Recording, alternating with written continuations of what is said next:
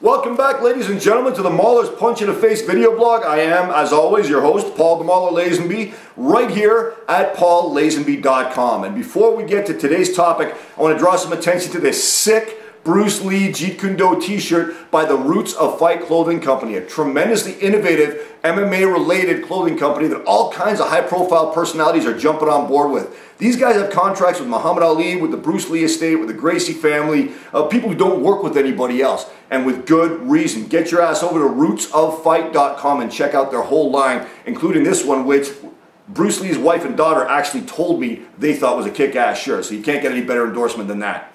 Going from a good subject to one that's not so good is the fact that it happened. UFC announced that they're going to have their summer event in Calgary instead of Vancouver.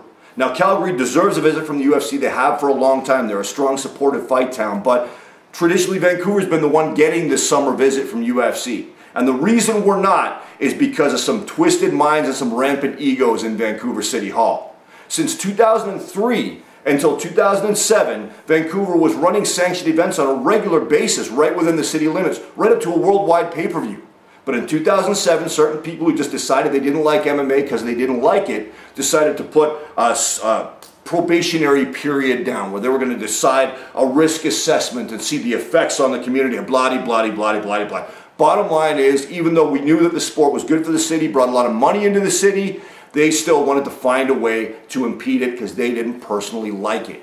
We appealed, the public gave them pressure, and they finally buckled a little bit and said, look, we're going to have a risk assessment period where we'll tentatively approve some events. Their intention was not to improve any, but UFC jumped on board right away and said, we are coming.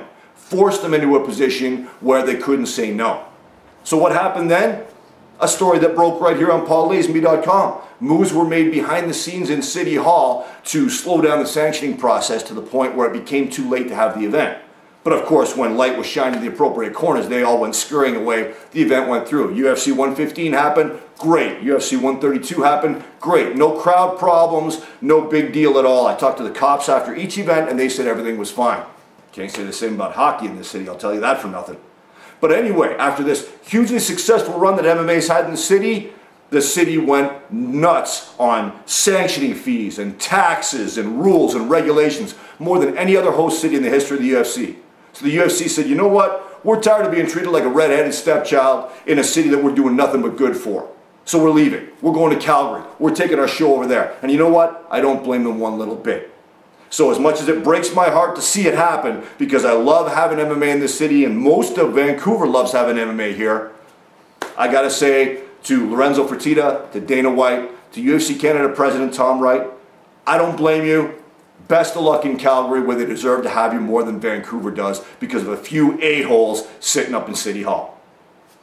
That's the Mauler's Punch in the Face video blog, and I am Paul the Mauler Lazenby, wishing you happiness, health, and wishing a few city council members a great big punch in the face.